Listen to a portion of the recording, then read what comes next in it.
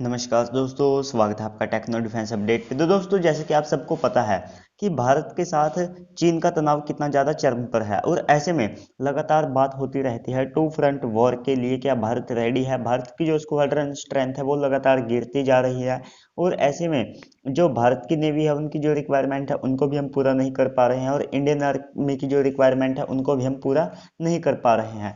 और क्या ये ऐसे में ये सच बात है? इसके ऊपर भी हम पूरी डिटेल से बात करेंगे। और साथ ही क्या भारत टू फ्रंट वॉर में चीन और पाकिस्तान को हरा सकता है? क्योंकि आप सबको पता है कि जो चीन है वो लगातार भारत को जो टू फ्रंट वॉर के लिए धमकियां देता रहता है और ऐसे में पाकिस्तान भी कम नहीं है, वो भी टू फ्रंट वॉर के लिए भारत को धमकियां देता रहता है। हालांकि दोस्तों, इस वीडियो में हम पूरी डिटेल से नहीं समझेंगे, क्योंकि अगर आप चाहते हैं कि मैं इसके ऊपर एक सीरीज बनाऊं तो मैं टू फ्रंट वॉर के ऊपर एक पूरी सीरीज बना दूंगा जिसमें हम पाकिस्तान और चीन के साथ कैसे टू फ्रंट वॉर लड़ सकते हैं। तो ये थोड़ा सा लेंथी टॉपिक है, तो मैं इसके ऊपर एक पूरी सीरीज बनाने की कोशिश करूंगा। अगर आप चाहते हैं उस सीरीज को देखना तो आप प्लीज कमेंट कर दीजिएगा और साथ में मैं कम्युनिटी में भी पोल डाल दूंगा। वहां पर जितने ज्यादा लोग वोट करेंगे तो उस हिसाब से मैं पूरी सीरीज बना दूंगा जिसमें हम टू फ्रंट वॉर के लिए क्या भारत रेडी है उसमें हम पूरी तरह से जानेंगे। लेकिन दोस्तों, मैं थोड़ा सा आपको इस वीडियो में भी बता देता हूं।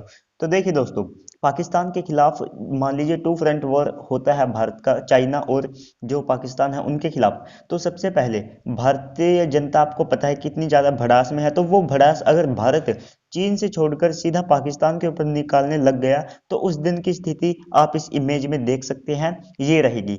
और साथ ही भारत जो पाकिस्तान है उसके खिलाफ आक्रामक युद्ध लड़ेगा और चीन के खिलाफ उसी समय भारत रक्षात्मक तरीके से युद्ध लड़ेगा, क्योंकि टू फ्रंट वॉर ऐसे ही नहीं लड़ा जाता है, उसमें बहुत सारी तैयारियों की जरूरत पड़ती है और बहुत सारा पैसा भी बर्बाद होता है। और दोस्तों, भारत में 1 मिलियन एंटी इंडियंस रहते हैं जो जम्मू कश्मीर का रीजन है, वहां पर ऐसे अंदाजे लगाए जाते हैं। तो उनके लिए भारत के पास वहां पर सीआरपीएफ और साथ में पुलिस बल तैनात है, तो भारत उनको तो बड़ी आसानी से हैंडल कर लेगा। और साथ में हम बात करें पाकिस्तान की रसद की आवश्यकता की, तो देखिए दोस्तों, पाकिस्तान में अभी 72 रेलवे इंजन है और 10 से ज्यादा रेल यात्री इंजन है और 62 से ज्यादा मालगाड़ी इंजन है। तो दोस्तों, ये ट्रांसपोर्टेशन के लिए आवश्यक है। और साथ ही पाकिस्तान के पास 3 दिन का जो ऑयल रिजर्व्स होते हैं वे हैं। तो वहीं पर हम बात करें, यानी कि हम कंपेयर करें इसे भारत के साथ, तो देखिए दोस्तों, भारत के पास मौजूदा तारीख में 10,000 से ज़्यादा इंजन्स है। अगर भारत को अपनी जो रसद है वो रेलवे के जरिए पहुंचानी पड़ती है तो भारत बड़ी आसानी से उसे कहीं पर भी पहुंचा सकता है। और वैसे भी भारत के पास ट्रांसपोर्ट एयरक्राफ्ट और गाड़ियां भी मौजूद है।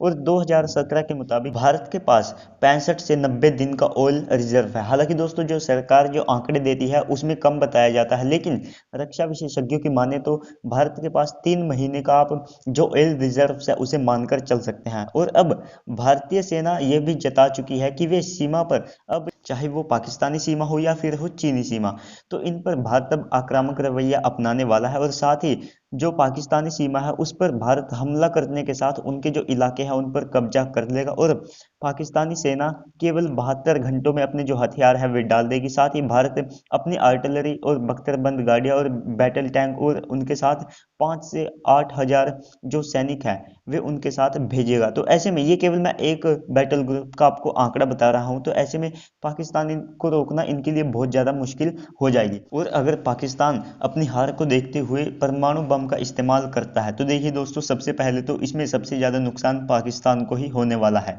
क्योंकि 150 मिलियन से ज्यादा पाकिस्तानी रेडिएशन का उस समय पानी पी रहे होंगे और परमाणु हमले के जवाब में भारत ऐसा हमला कर सकता है कि जो भारतीय बच्चे हैं उनके लिए परेशानी बन सकती है, क्योंकि हिस्ट्री में एक और चैप्टर ऐड हो जाएगा उनके लिए, एक था पाकिस्तान।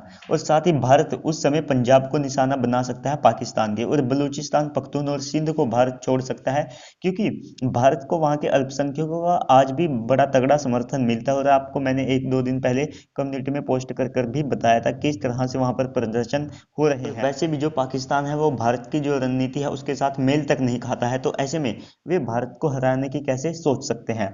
और भारत के पास उस क्षेत्र में बहुत से हिडन एयरबेस, टनल्स और मिलिट्री बेस भी मौजूद है। साथ ही भारत के पास अब डिफेंस सेक्टर में, मतलब भारत का जो डिफेंस सेक्टर है वो इतना ग्रो तो हो ही चुका है कि वो भारत की जो एमिनेशन यानी कि गोला बारूद की जो सप्लाई है उसे चालू रख सके। घरेलू तौर पर भारत को अब, मतलब कि जो गोलियां हो गई या गोला बारूद हो गया, जितनी भी रसद हो गई, उसके लिए विदेशों पर अब निर्भर नहीं रहना पड़ेगा। हालांकि बहुत से एमिनेशन भारत विदेशों से आयात करता है, लेकिन किसी हद तक भारत सेल्फ रिलायबल भी हो चुका है। साथ ही भारत के पास $500 बिलियन US का विदेशी मुद्रा भंडार है, जिससे भारत इमरजेंसी में कहीं से भी हथियार खरीद सकता है। और ऐसे में फ्रांस, इजराइल और यूके पहले ही साफ कर चुके हैं कि वे किसी भी तरह के युद्ध में भारत को हथियारों की सप्लाई नहीं रोकने वाले हैं, उन्हें चाहे अपनी सेना से निकाल कर भी देने पड़े।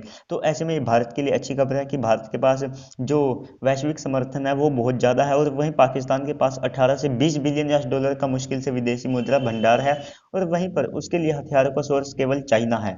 तो ऐसे में अगर आप चाहेंगे कि मैं इसके ऊपर एक पूरी सीरीज बनाऊं तो मैं बना दूंगा। तो चलिए दोस्तों, आज की इस वीडियो में इतना ही, मिलते हैं अगली वीडियो में, तब तक के लिए गुड बाय, जय हिंद।